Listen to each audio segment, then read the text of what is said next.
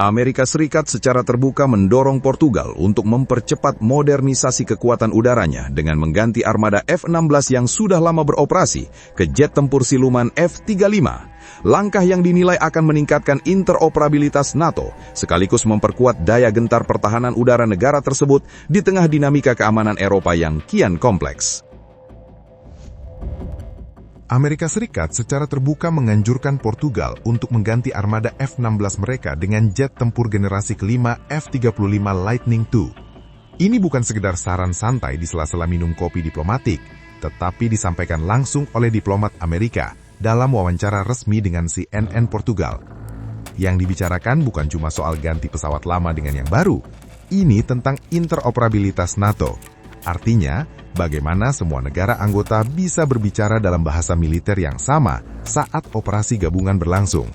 Dalam dunia pertahanan modern, pesawat bukan hanya soal terbang cepat atau membawa rudal banyak. Sekarang, eranya sensor, data, dan konektivitas.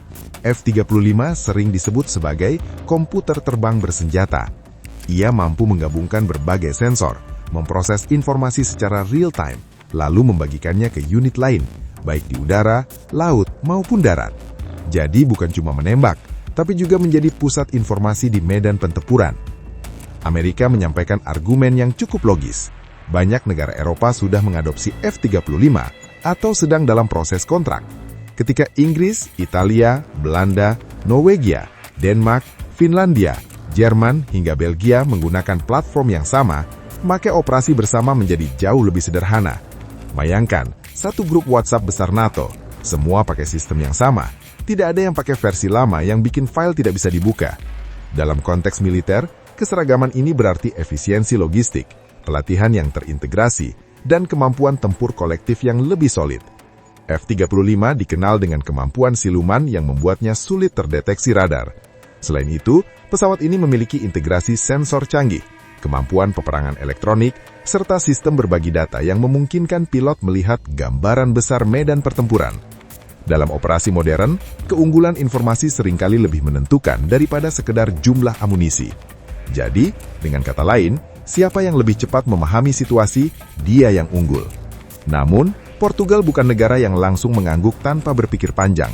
Lisbon juga menganalisis opsi lain seperti Gripen dari Swedia dan Rafale dari Prancis. Ini bukan sekedar perbandingan teknis, tetapi juga strategi industri dan politik. Memilih jet Eropa berarti memperkuat basis industri pertahanan Eropa dan mengurangi ketergantungan terhadap Amerika Serikat.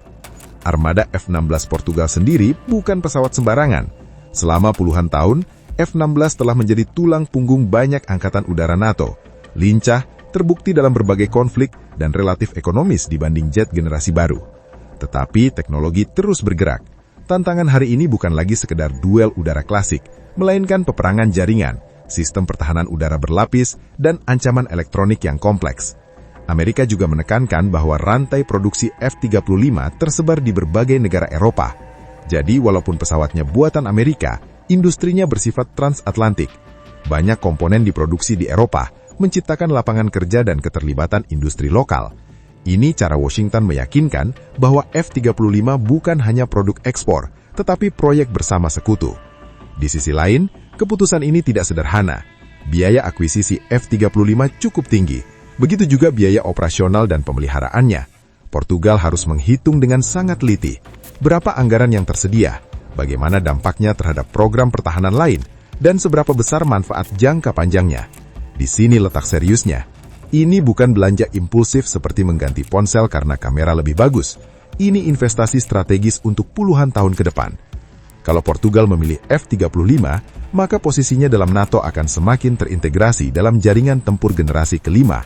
Kemampuan pertahanan udara, misi intelijen, hingga peperangan elektronik akan meningkat signifikan.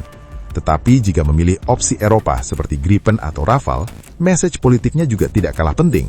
Itu berarti Lisbon ingin berkontribusi pada kemandirian pertahanan Eropa.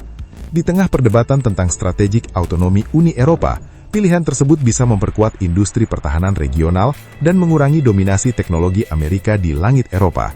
Ini bukan soal anti-Amerika, melainkan tentang keseimbangan dan diversifikasi strategi. Ada pula pertimbangan anggaran jangka panjang. Harga pembelian hanyalah awal. Biaya operasional per jam terbang, suku cadang, upgrade perangkat lunak dan pelatihan pilot selama puluhan tahun bisa mencapai angka yang jauh lebih besar. Pemerintah Portugal tentu harus memastikan bahwa modernisasi angkatan udaranya tidak mengorbankan sektor pertahanan lain, seperti angkatan laut, pertahanan cyber, atau sistem pertahanan udara darat. Dan jangan lupakan faktor persepsi publik. Setiap pembelian alutsista besar pasti akan dipantau masyarakat. Pertanyaan seperti apakah ini kebutuhan mendesak atau apakah anggarannya sebanding dengan manfaatnya pasti muncul. Transparansi dan penjelasan strategis akan menjadi kunci agar keputusan tersebut dipahami sebagai langkah keamanan nasional, bukan sekedar ambisi teknologi. Jadi ketika isu ini terus dibahas, sebenarnya yang sedang dipertaruhkan bukan hanya masa depan F-16 Portugal, tetapi arah kebijakan pertahanan negara itu untuk 3 atau 4 dekade mendatang. Dunia sedang bergerak cepat. Ancaman semakin kompleks, dan teknologi militer berkembang luar biasa. Di tengah semua itu, Portugal berada di persimpangan jalan, memilih antara memperdalam integrasi dengan jaringan tempur generasi kelima NATO atau memperkuat dasar industri pertahanan Eropa yang lebih mandiri. Dan ketika kita berbicara tentang 3 atau 4 dekade ke depan, itu artinya keputusan hari ini akan diwariskan ke generasi pilot berikutnya. Pilot yang hari ini mungkin masih duduk di bangku akademi militer, beberapa tahun lagi bisa saja mengendalikan pesawat yang diputuskan sekarang. Jadi, ini bukan keputusan jangka pendek, melainkan fondasi masa depan kekuatan udara Portugal. F-16 yang selama ini menjadi tulang punggung, tentu tidak serta-merta kehilangan relevansi. Pesawat itu telah membuktikan diri dalam berbagai operasi NATO, dari misi patroli udara hingga latihan gabungan internasional. Namun, usia platform dan perkembangan ancaman menjadi kebutuhan, bukan lagi pilihan. Sistem pertahanan udara modern semakin canggih, radar semakin sensitif, dan peperangan elektronik semakin kompleks. Dalam kondisi seperti ini, kemampuan siluman dan integrasi sensor menjadi nilai tambah yang signifikan. Jika Portugal benar-benar melangkah menuju generasi kelima, maka mereka juga harus memikirkan integrasi dengan sistem lain. Drone, satelit, radar darat, hingga kapal perang. Konsep peperangan modern bukan lagi berdiri sendiri-sendiri, tetapi saling terhubung dalam satu jaringan besar. Pesawat tempur bukan hanya penyerang, melainkan node dalam jaringan informasi tempur. Sedikit terdengar teknis, tetapi disitulah arah peperangan masa depan bergerak. Menariknya, keputusan ini juga bisa mempengaruhi posisi Portugal di kawasan Atlantik. Secara geografis, Portugal memiliki lokasi strategis di ujung barat Eropa. Dalam konteks NATO, wilayah ini penting untuk pengawasan jalur laut dan udara di Samudra Atlantik. Dengan platform generasi kelima, Portugal berpotensi meningkatkan perannya dalam misi pengawasan, pencegahan, dan respon cepat terhadap krisis. Tetapi, sekali lagi, semua kembali pada keseimbangan.